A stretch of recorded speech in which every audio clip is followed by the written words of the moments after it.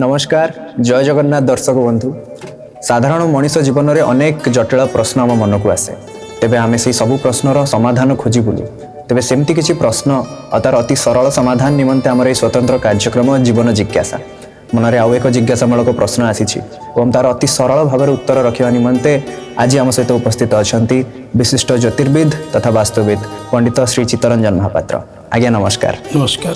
तेबे अनेक समय देखीचु गुरुजन मैंने बारण करती घरे भंगा काच रखाटा भल नुह। तेबे भंगा काच जदि घरे रहे कौन अशुभ फल मिले?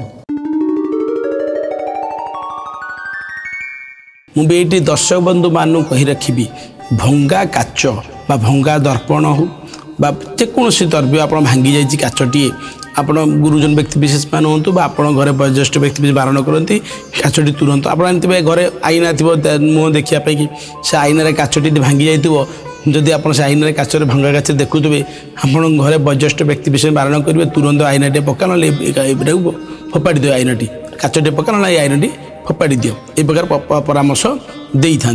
देखु कहीं आम भंगा काच व्यवहार करवा ना प्रथम से विषय जाना आगे कौन एथर असुविधा रही। देखु भंगा काचटी एक अशुभ कार्य व्यवहार करा जाए।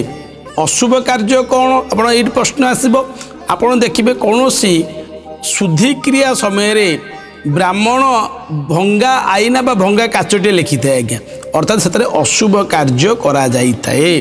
शुद्धिक्रिया समय दशा तुठ बा दशा कम देखिए ब्राह्मण लिखित गोटे भंगा काच बा भंगा आईनाटी आने की अर्थात से अशुभ कार्य व्यवहार करा जाई थाए। जदि आपण माने घर भितर भंगा काचटी रखुंट बा भंगा जेकोसी भांगी जाए काच जमे जदि कहे देखूँ आप टी पाटी हो आप भांगी जाइए काचटी किंबा आईनाटीए भांगी जाइए दर्पणटीए बा आप घंटार ग्लासटी भांगी जाइए काचर भांगी जाइए तो एत सहित जेकोसी आप काचर द्रव्य व्यवहार करुँच घरे जदि से काचर द्रव्य तैयारी जिनटी काचटी भांगी जाइए व्यवहार करेंगे ना करने द्वारा कौन सब असुविधा हो आपको कही रखुच्छी।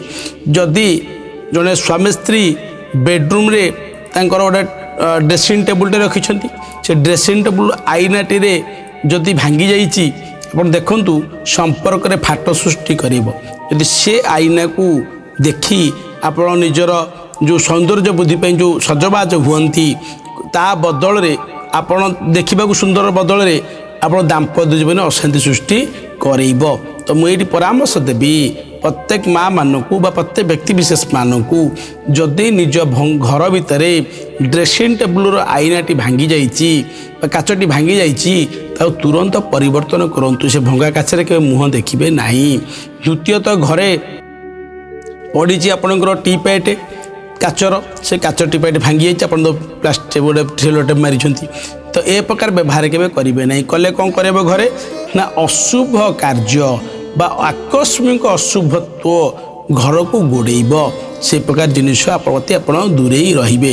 तत्सहित आउ कौन देखिए आप बेसिनटे कर बेसिन आईनाटी आप लगी बर्तमान को से आईना काच भांगी जाइए आप घर सका उठू उठूक आगे बेसिन को जी कहीं मुहटे धोबे आज्ञा धोला अन्य नित्यकर्म आप कम आरंभ करेंगे सका सका भंगा काच बेसिन पाखे थिबा आईना को अनेला माने भंगा काचटी अनेला आज्ञा भांगी जाइए काचटी आईना अनेले तो से दिनटी आप अशुभरे कटब।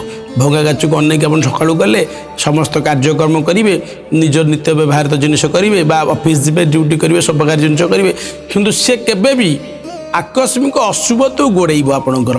तो ए प्रकार परिस्थिति केबे भी कौन परिस्थिति भंगा काच घरे रखिबे नाही। भंगा काच रखा द्वारा घंटाटे एमती आईनाटी भांगी जाइए काचर आईनाटी सब घंटा टाइम समय देखा घंटाटी अनेबे किंतु से भंगा काच पर दृष्टि पड़ो तो से कहे आप अवहेला करेंगे ना।